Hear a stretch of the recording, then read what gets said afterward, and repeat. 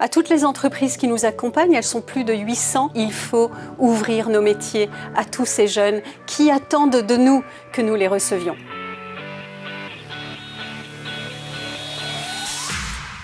Le sommet de l'inclusion économique 2022, organisé au ministère des Finances par la Fondation Mosaïque sur le thème Agir avec impact, a réuni plus d'une centaine d'entreprises, institutions et associations prêtes à s'engager en faveur de la diversité et de l'inclusion économique. Et 10 000 décideurs se sont mobilisés à cette occasion.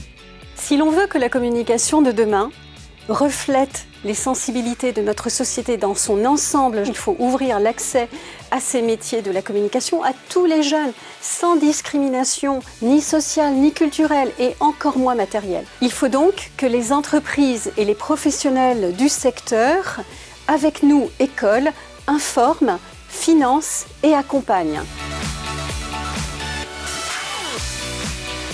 Il faut se rendre compte qu'aujourd'hui, ce sujet devient une évidence par rapport à il y a 15 ans, mais c'est loin d'être gagné et que si on ne se saisit pas de ce sujet-là, on va être en décalage par rapport à son marché, par rapport à ce qui est attendu d'une entreprise citoyenne. Je sens qu'il y a une ambition qui est montée, je sens qu'il y a une envie de collaborer et je sens qu'il y a une envie de réussir. Près de 50 plénières et ateliers ont eu lieu dans les locaux du ministère à Bercy. L'occasion de partager des pratiques et de confirmer des engagements forts en faveur d'une société plus inclusive et pour faire avancer ce sujet créateur de valeur pour l'économie de notre pays.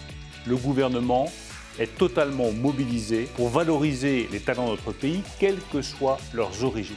Optimiste assurément, parce que nous avons d'abord très longuement débattu de ces questions d'inclusion et que nous sommes maintenant dans l'action, nous le sentons, nous avons les entreprises avec nous sur ces différentes initiatives. J'aime les aventures humaines, les histoires humaines et là je trouve que c'est un carrefour justement qui provoque ça. Le sommet de l'inclusion économique, ce sont également des moments d'échange entre des talents et des entreprises engagées. Pas moins d'une centaine de tables rondes pour découvrir des dizaines de métiers, mais aussi des rencontres d'exception entre des CEO et des alumni de la Fondation Mosaïque. En parallèle, un forum dans les travées de Bercy a permis de nombreux entretiens de recrutement concrets. À titre d'illustration, les entreprises parties prenantes du sommet de l'inclusion économique ont réalisé plus de 50 000 recrutements inclusifs cette année.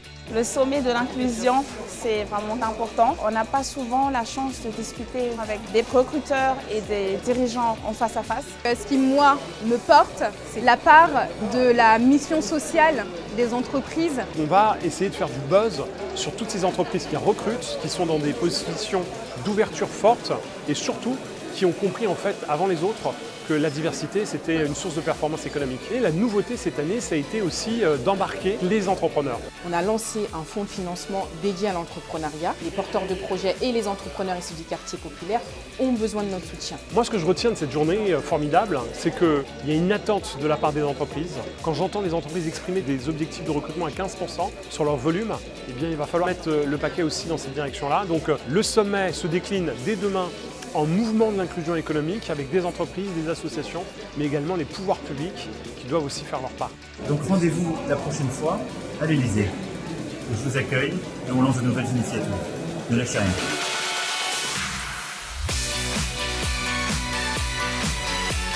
Mon obsession, c'est d'œuvrer à cette inclusion au niveau de la formation, parce que nous ne formons pas simplement à des métiers.